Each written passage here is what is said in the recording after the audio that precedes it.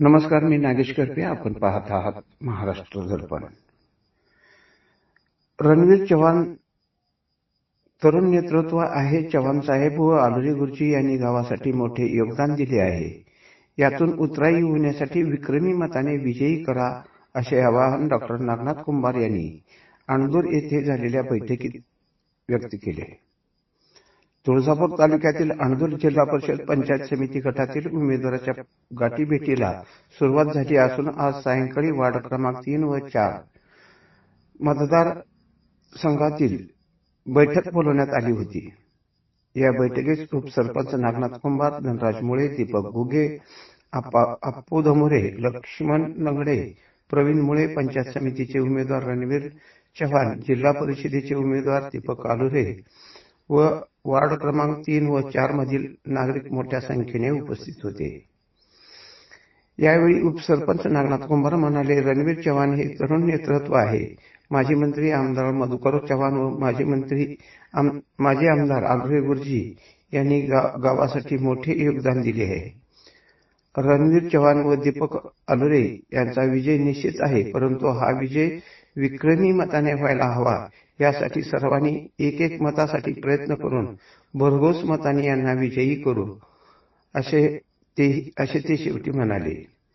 जिल्ह्यात हा विजय ऐतिहासिक ठरला पाहिजे असे ते म्हणाले. जिल्हा परिषदेचे उमेदवार दीपक आलुरे म्हणाले, ही माझी शेवटची निवडणूक असून यापुढे मी निवडणूक लढवणार नाही, परंतु राजकारणात सक्रिय राहणार असून रणवीर हा एक युवक नेतृत्व आहे. चव्हाण साहेबांनी केलेल्या कार्याच्या मुक्ती आपण बैठक बोलली, काही सभा नाही, संख्या मोठी असल्यामुळे उठून उभारून निवडून लागलो. माझी काही पहिली निवडणुका नाही. अनेक निवडणुका माझ्या झाल्या. काही निवडणुकीमध्ये मी जिंकलो, काही निवडणुकीमध्ये पराभूत झालो, परंतु रणवीरची पहिली निवडणूक आहे.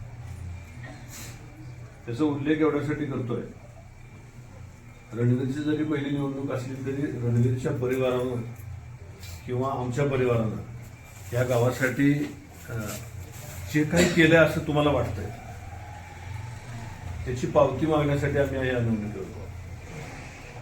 कदाचित आता ही जी तरुण मंडळी आहेत, ही ज्यावेळी चव्हाण साहेब काम करत होते, ज्यावेळी आलुरे गुरुजी काम करत असतील, त्यावेळी मतदारही नसतील. त्याच्यामुळं ती तुमच्या या गावात जे झालंय ते त्या दोघांनी केलं.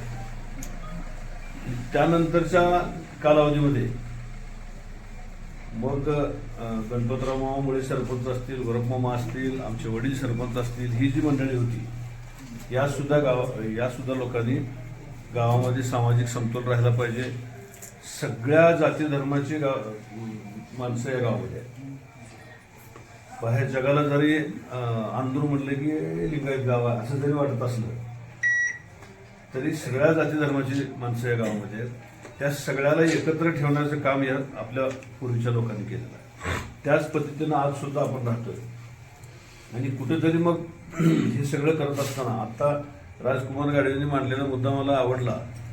खरं म्हणजे आता या निवडणुकीमध्ये काही गटारीच्या समस्या, लाईटच्या समस्या वगैरे ह्या ज्या झाल्या आता चर्चेला गेल्या, ह्या समस्या सगळ्या ग्रामपंचायतशी संबंधित आहे. रणवीर चव्हाण एक तरुण युवक आहे, भले त्याची पदार्पण आहे आणि रणवीरला मत देणं म्हणजे साहेबांना मत दिल्यासारखं आहे. मित्रांनो, साहेब असो, स्वर्गीय गुरुजी असो, अतिशय प्रतिकूल परिस्थितीने गावासाठी, या मातीसाठी त्यांनी संपूर्ण आयुष्यभर त्यांनी वेचलेलं आहे आणि त्यांच्या ऋणातून उतरायची फार मोठी संधी आपल्याला आलेली आहे.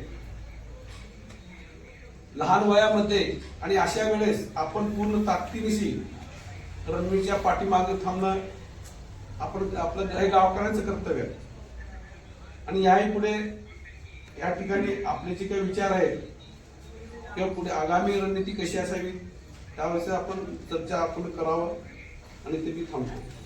आपण बैठक बोलली, काही सभा नाही, संख्या मोठी असल्यामुळे उठून उभारून निवडून लागलो. माझी काही पहिली निवडणुका नाही.